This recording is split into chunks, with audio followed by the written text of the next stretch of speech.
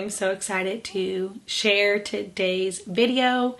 This is going to be my birth story for our 7th little baby. You gonna smile even? So if you guys have been around for a while, you know that I was expecting our 7th baby, and we did find out gender, so you guys already knew the gender of this baby.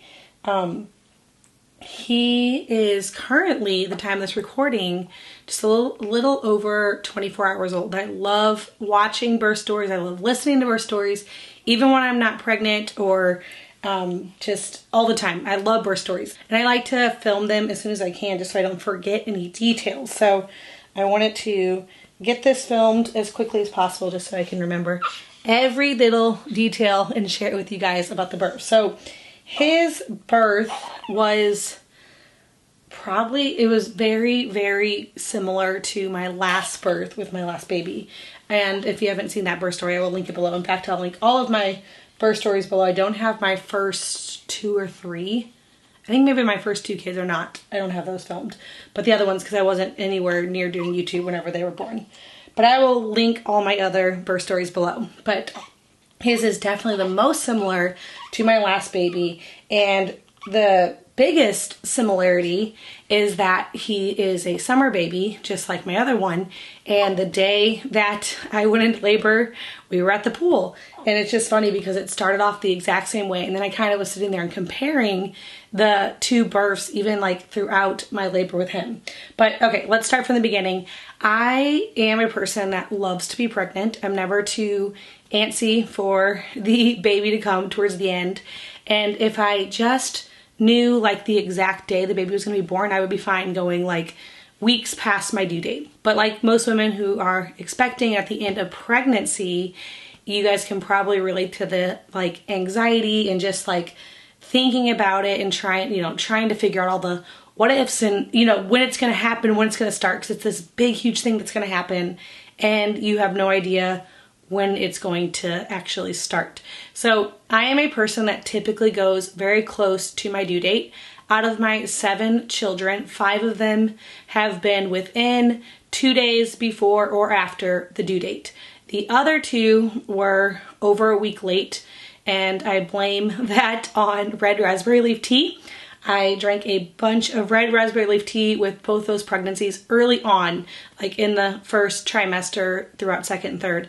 And there is studies that show that doing that can make your babies later. So I know that I'm a person that goes pretty close to the due date. And so as the due date approached, I started thinking, okay, it's probably going to be time soon to have a baby. And instead of like thinking about it and trying not to get anxious about it, I just continue to plan my week and my days like there's no baby coming, and then obviously we can change plans if needed. So the day I was due with him, we had a lot of plans. We had plans to go out to our farm to take care of our hogs. My kids are doing 4-H this year, and it's going to be in a couple of months, and so we were out at the farm and they were like walking their hogs around, giving them baths. It's a really warm day.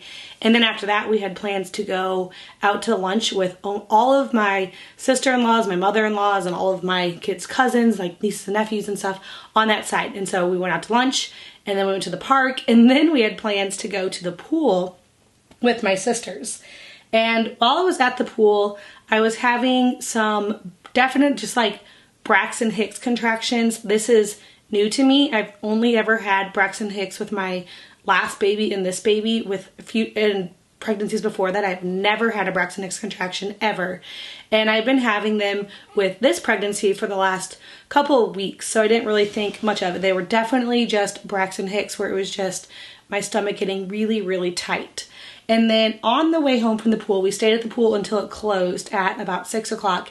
And on the way home from the pool, I was noticing while I was driving home that it felt like there was maybe some cramping or pain down low when I was getting this tightening. So I was like, I don't know, I feel like maybe that's different than what I've been experiencing in the last couple of weeks. But I wasn't really sure. Didn't really think too much of it.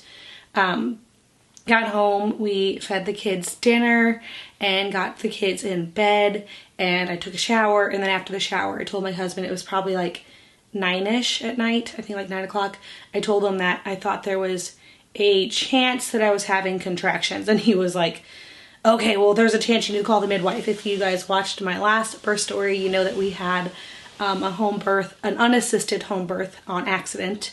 I did not call the midwife in time, and so he has been a little bit anxious about that, and so have I. To be honest, I did not want to have another birth without a midwife here, just because I'm not too experienced with what to do if something goes wrong, so I really wanted the midwife to be here.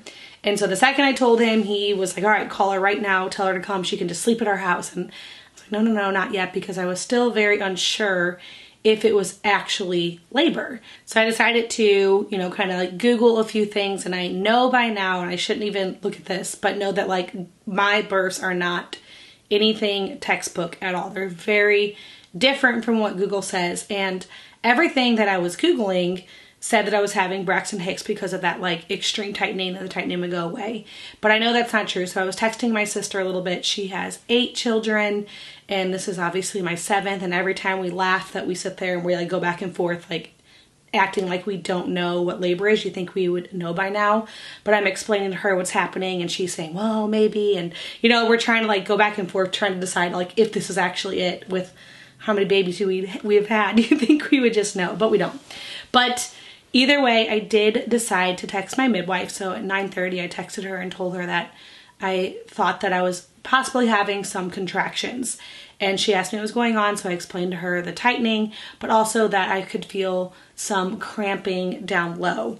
And so we decided that I would just stay up for a couple of hours and log my contractions.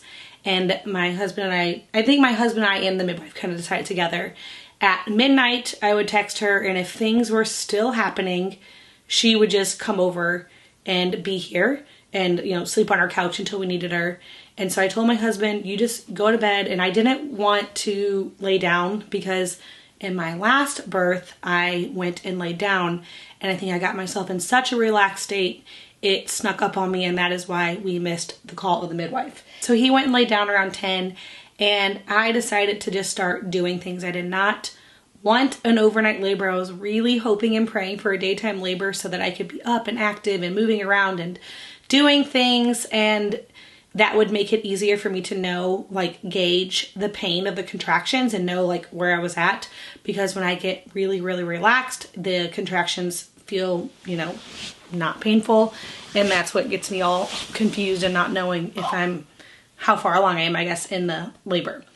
So I started doing laundry. I turned on all the lamps and lights, and I was just like toddling around the house, cleaning. I was cleaning the bathroom. I was emptying trash cans and just going around doing things. I remember I was like rearranging like eggs in my egg basket because all like certain colors were on the bottom. I took them all out and like put them in all pretty, just like stupid things, but anything I could think to do to keep myself up and moving around. And contractions continued to come, probably only like every 15-20 minutes, and nothing bad. Like they were not painful. I was starting to practice relaxing through them. So I've talked about my birthing methods before here on YouTube with other birth videos, but I love doing the Bradley method, which is basically a position that you lay in, like very particular position that you lay in that helps you to get in the most relaxed state. And when you relax through contractions, you don't feel any pain. So when I was up moving around, I obviously wasn't laying in my Bradley method position, but I would lean myself on my counter and sway and breathe, not necessarily because I had to and they were like so painful that they hurt for me not to do that, but I was getting myself practicing for whenever they got maybe a little bit more intense later on. And also, the more that you relax, the more your body can, or your cervix can dilate, and your body can really like work with the contraction. So I was treating every contraction like they were going to be really bad, just so my body could, you know, work with it and the baby could come down and hopefully move things along a little bit longer. So I did that until about 11:30ish, maybe like an hour and a half. I was doing things around the house and then I was just getting really tired and I was like, all right, I'm gonna lay down on the couch. Got on my phone. I was just kind of like messing around, looking at things on YouTube or just doing whatever. And I was kind of starting to like doze off between contractions. Like, no, I can't do that. So I got back up and I decided to text the midwife probably 10 minutes before midnight because I was getting so tired. And my thought was, I know now that it's for sure labor because they haven't stopped coming. And I got my phone here because I was going to do some timestamps. I have my little contraction log. So just like my last birth, my contractions were very far apart, which also this is my last several births have been like this. I'm not a person that gets contractions like every 20 minutes, 15, 10, 5. Like that does not happen to me. They stay about 10, 15 minutes apart the entire time. I do not know why. So I have some like timestamps here. Like I had one at 9:50, then 10:03, 10:16, and then I say at 10:21, a very mild one. Another one at 10:29, 10:41. So like pretty much if you look through my little log here in my notes, I have about 6 every hour. And so around 11:48 is one that I had in here. And I think that's when I texted my midwife. Actually, I can go back and look because I decided, you know what? I know that I'm in labor. This is silly to keep, making myself stay awake. If she comes over here, she can get all nice and comfortable on the couch and sleep. I can go back in my bed and sleep. And then when it's time, I can just have her here and we'll be ready. So I texted her at 11:41. I said, things are still going. So I'm starting to think it's actually real. It could still be a while, but because I have the worst judgment, I guess if you want to come and sleep here, that would be great. Because I last time, missed it and I didn't want to miss it this time. So she was completely fine with that. And so she headed over here and she got here at 12:25, so a little after midnight. And at that point I was still just kind of doing the same thing, just up, moving around, and I got her kind of like settled in. She checked the his heart rate and my blood pressure, and she said, you just go lay down and go to bed or do whatever you want to do. So I came back into my room and laid in bed, and I got in my Bradley method position. And I laid there and I had several contractions in my bed. My midwife called the other midwife that would be her assistant. Let's see, so she got here at 12:25. I had one at 12:37, and the next one I recorded was 12:54. So I don't know if I fell asleep there or what. And then I had one at 1:06, 1:16, 1:28, 1:33, 1:44, 1:53. So again, you can see in the 1 o'clock hour, I had 1, 2, 3, 4, 5, 6. And the funny thing is I still have my contraction log in my notes from my last baby. And as I was having them, I was comparing them to that log, and it was so similar. I had about 5 or 6 every hour with the last baby and this baby. So while I was doing this, in my head to kind of help me mentally get through each hour, I was thinking, okay, I have 1 more this hour because I have 6 an hour, even though obviously it could have changed, but it really did follow that same pattern. So it started pretty much at the exact same time as my last baby that I had before him, and he was born at 4 a.m. or 4:30, I think. I don't know, somewhere between 4 and 4:30 a.m. So I was kind of expecting it to be the same thing. At 1:53, that's the last contraction I have logged on my phone, I decided to get up because I guess because the midwives were here, I was starting to think, you know what if this drags on all night and into the morning? If I get up, I think it will make things go a little faster. So, all right, I want to take a quick moment. Oh, goodness. A quick break from my birth story to tell you guys about my new chair. Right before I had the baby, I reached out to Flexi Spot about this chair. Anytime I have a newborn, I like to have a rocking chair, and I really wanted a recliner or something that would be really comfortable for me to sit in and nurse overnight, because that happens a lot when you have a newborn. And so this chair is just perfect, and Flexi Spot is actually sponsoring today's video. So I wanted to tell you guys a little bit about this new chair. I love it because it swivels and also it rocks, and it has a recliner, and so I can move it back if I want to kind of lay back and relax with the baby. But it has been such a dream cozy chair for having a new baby in the house, especially overnight. When I am up nursing him, I have a cozy, comfortable place to sit. And another thing I love about it is I really like the color. This cream color is what I picked. They also have a dark brown, but I thought that this one looked really nice in my room, and that's where I'm at. This is just in the corner by my room, and so it's easy to get to overnight whenever I need to sit up and nurse and rock a baby. This is the Flexi Spot Recliner XR4, and another cool feature that it has is everything is electric, so there's easy buttons to make it recline and then sit back up, and it's very quiet so it doesn't wake anybody up overnight. And it has a charging port, and so if you want to charge, you know, your phone or some type of tablet or device, you can also do that right here while you're sitting in your chair. So whether you are a new mom or maybe pregnant or just looking for a cozy recliner, you guys can check out this recliner, the Flexi Spot Recliner XR4, using my link down in the description box below, and be sure to use my code XR430 to get $30 off plus free shipping. So I got on my bed and I walked down my hall, and when I got into the kitchen, they were like, oh, you know, how you doing? And I said, and I had to stop on the table and lean and, you know, sway because I was having a contraction. And it was definitely a more intense one. It wasn't really painful, but I was having quite a bit of pressure in my back. And so one of the midwives came and like pushed on my back a little bit. And then I walked around the table, then I had another one, and they said, while you're out here, do you mind if we check the baby's heartbeat? So I said, yes, I'm gonna lay on the couch. And I laid on the couch, and that was my first like pushing contraction. So when I laid on the couch and they were trying to get the heart rate of the baby, they noticed that during a contraction I was pushing and said, oh, are you already feeling the urge to push? And I was like, I guess. It felt good to push, but I also always do this with every baby I've had. I always second guess myself when it's time to push, because I guess it's because of the Bradley method, but relaxing through the contractions make it to where the contractions are so manageable. I always am like, there's just no way I could be this close to the end. So I, of course, was second guessing it, but definitely felt really good to push. And it, you know, if you have had a baby before and you've felt the urge to push, you know that you really can't deny that. It's just, you know, if you feel like you need to push, then your body is telling you need to push, and it's fine.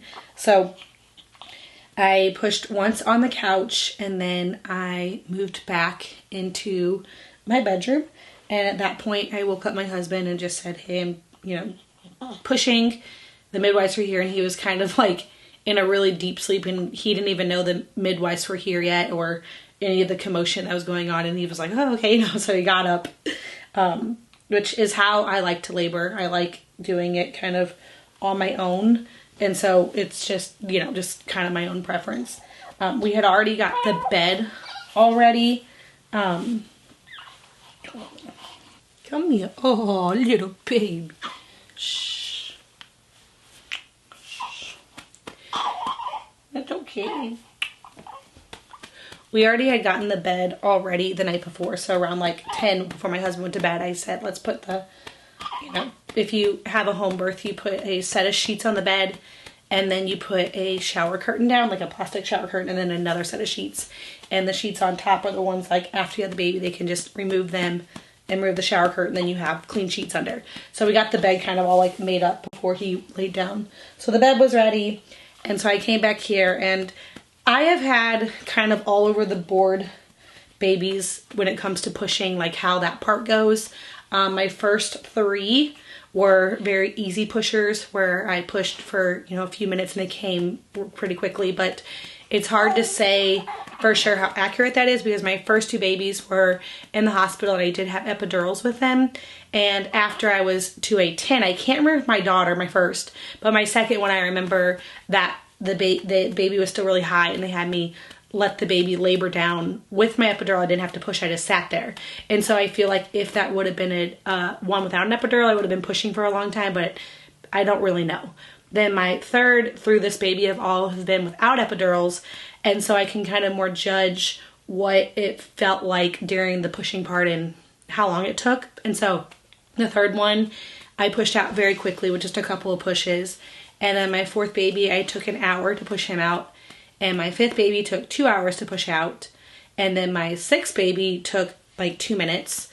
And so I wasn't really sure what to expect this time with him. And he was kind of a little bit longer, not extremely long. It took about 40 minutes. So I had to try a couple different positions. After he came out, my midwives did say that kind of like by the shape of his head, they think that he was in military style, which means he's like straight up and down rather than this part coming out first. And so they think that's why it took a little longer to push. I mean, all in all, 40 minutes for pushing is not that long, but during it, it feels like a long time because it's such hard work. That's like, to me, the only part of the labor that was hard. Like getting to a 10 was very, very manageable. It felt very easy this time around, like just, I don't know, very, very easy. I didn't even remember having any transition contractions where I was like freaking out. Like I stayed very calm and relaxed and everything just felt so good. Like there was no issues to that. So when I got to the pushing, that's the part now that's a little bit harder. And I don't know if it's a bad thing, but I am a person that when it's time for pushing, I go all in, and maybe I should try to not do that. I don't know, but I tense and I push with everything I have, and to the point to where like the next day, like now, like I'm sore. My arms are sore, like my whole body is sore because for, I would say 40 minutes, and it's not really a full 40 minutes because obviously there was breaks in between the pushing contractions, but during that time, they're not 10 minutes apart like they were for the dilating part. They were much closer together. So I'd say every like 2 or 3 minutes, I think, you know, I'm pushing with everything I have. And with the 2 babies that I had to push for a long time before this, I moved around to a lot of different positions. So I just started doing that on my own this time. So I started off on my hands and knees on my bed, and then I think I moved to the toilet next, like sitting backwards on the toilet, and I did a few pushes there, and then I walked back into my room and they told me to do like the track start position where you put like one leg in front of you. So I tried that, a few pushes, and then one of the midwives suggested me laying on my back because I was having quite a bit of pressure pain in my back, and she said that maybe laying on your back and putting your legs up, because I know it doesn't sound like the most ideal way of pushing, and you know that gets knocked whenever you go to the hospital and do it that way, but she said but sometimes it works. So I laid flat on my back in my bed, and they told me to like hold my legs up and push them back, and I think I was like squeezing my husband's hands, and that was definitely the right move. I could tell right when I got in that position that he started to come down. I could start to really feel the pressure and you know, the ring of fire, which did not feel very painful, but just feeling, I could tell his head was right there.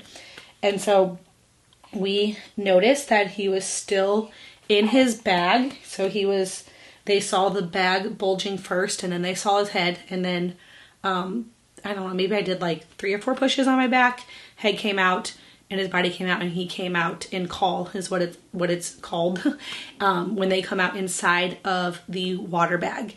And oddly enough, this is my 3rd baby in a row to be born that way. My 5th baby was born in the bag. My 6th baby was called a veiled birth when it's like, I haven't pulled it up on my phone, whenever the bag is partially intact and you have to like pull out their face, but they're all called, both of those qualified as incalled. And so apparently Google says that it is 1 in 80,000 births are that way. And the fact that I've had 3 of them is pretty rare, but my midwife said that it's obviously something to do with me, and must be something that I'm eating or a supplement or vitamin or mineral or something that I'm high in that makes it to where my water bags are really strong and do not break. And so he came out in his bag, and so they I think it kind of like pops and they just basically pull it off of him. He was right on me, but as soon as he came out, I just kind of like laid back. I was really exhausted. And the cord was around his neck once, which is very common and not really anything to be concerned about. So the midwives just unwrapped it and took the bag off, and just, you know, he kind of like was just on my belly, and I pulled him up to me, and he started screaming right away. And so we knew everything was fine. They checked him really quick, just, his heart a little bit right there. Then they basically just leave me alone and don't really do anything for quite some time. So he was born at 3 a.m. on the dot, just a few hours after his due date, because he was due the day before. And so, a few hours after midnight is when he was born, and all of our children were here sleeping. Nobody woke up until, their normal wake up times in the morning. So they slept through everything. I debated about waking up my daughter, but my husband said just to let her sleep. And so we did. Whenever I have a baby, I pretty much always have the same birth team, which is obviously my husband. My older sister, Lisa, Farmhouse on Boone, I know most of you know her, has been to all of my births. And then my younger sister has been to a few of my births, and I have asked her this time, like a couple weeks ago, I said, if you want to come and take some pictures and videos for me, just like right whenever he's born. I just love having those, mainly for myself, but I am going to show some of them to you guys too, for like right when he's born. And so she was here barely. She got here right whenever he came out, but she did make it. And then my mom and my mother-in-law are always ones to come. Now this time, I think the only ones that are here when he actually came out were the midwives, my husband, and then my older sister, because she lives the closest to me. And then my younger sister said that when she walked in the door, she started to hear the baby crying. So she like ran up the stairs down the hallway and ran in. And so she got a picture like right when he came out. But I don't think she was here when he actually came out. And then my mom and mother-in-law both did not make it. I had texted them both around the same time that the midwife was coming and just told them that she was coming over just to be safe, because we wanted to make sure that she was here, but that I didn't think it was necessarily time for them to come yet, and that I would do my best to tell them when I thought it was time. And I think, let me see, I like to look at all my timestamps. I had texted my mom at, let's see, 2:23 and said, I think it'll be soon. And then she said, I'll start getting ready to head over. And so she got here probably pretty quickly after that, 2:23. So I gave her like a 40. So clearly that was when I was pushing. I actually remember like being on my hands and knees in my bed, leaning over the pillows, and at a break contraction, I quickly texted my mom and mother-in-law. I actually just texted my mom. I had texted my mother-in-law a few texts, but she hadn't responded yet. So I knew that she was probably still sleeping. And so I didn't tell her the it'll be soon time. I just sent her a picture of a baby, and she came over as soon as she saw, or as soon as she saw her text messages. So anyway, that was his birth story. It was very peaceful. It was a very manageable birth. It was very positive. He was just born just right here at home and no issues at all. So it went so well. I'm always so thankful, like afterwards, them being here and just being able to sit and cuddle and get to know a newborn. And my mom and my mother-in-law split up the other kids, and so it's just my husband and I home with the baby, and it'll be this way for a few days. They're at least keeping all the kids for a couple of nights, and then my mother-in-law mentioned taking like maybe more for a little bit longer, so we'll see how long. But I will be sitting in this bed, cuddling and nursing and just staring at him for 2 weeks. That's always what I do after I have a newborn. And by the end of the 2 weeks, I am like ready to go and I'm antsy. And but I really do look forward to this postpartum time when I get to just sit here and cuddle a baby. All of the kids, were super excited to meet him. They came in kind of one by one because they woke up, different times that morning, and they all were very excited to meet him and see him. And we woke up my daughter finally like at 7:30, and she came in and I was like, come and see your brother. And she's like, what? I had no idea. And I was telling her the midwives were here and that Aunt Lisa was here and Andrea, and she was like, what? I didn't hear anything. So it was kind of funny because no one expected it, because when they went to bed the night before, I was not having any signs of labor yet. And so there was no warning. They just woke up to a baby. And that's one of my favorite things about a home birth is, with the midwives, he was born at 3 a.m. and by 5 a.m. everyone was gone, and then it was just me, my husband, and him laying in our bed. My husband actually just made some coffee and got up and just was like, I just embraced it and was like up for the day. And so he was sitting here and researching names because we still had not fully decided on a name. We had a list of names that we were thinking about, and he was Googling like name meanings and really trying to decide like exactly what we were going to name him. So he sat here and just was relaxing until kids woke up doing that, and I went straight to sleep. I was so exhausted because I did not sleep at all the night before, and so I laid here and slept probably until, I don't know, kids started trickling in around like 7-ish. And so we did decide on a name, and so we named him Lewis Anthony. Lewis is just a name that we both really liked, and we added it to the list maybe when I was about 30 weeks pregnant. And so it's still new to us, but we think it fits him well, and we'll probably call him Louie. While he's little, I just think Louie's so cute. And Anthony is Nathan's brother's middle name, and so he is named after his uncle. And he was 7 pounds, 14 ounces. I've had babies all over the board. I have my first baby was about 5.5 pounds at birth, and my last baby before him was 9 pounds at birth, and I've had every pound in between. So I've had lots of different ones, but he would be my third now in the 7-pound range. And so we've had 5, 6, 7, 8, back down to 7, 9, and back to 7. And so perfect little size, 19 3/4 inches long. So a pretty just, you know, typical newborn size. Nothing crazy there.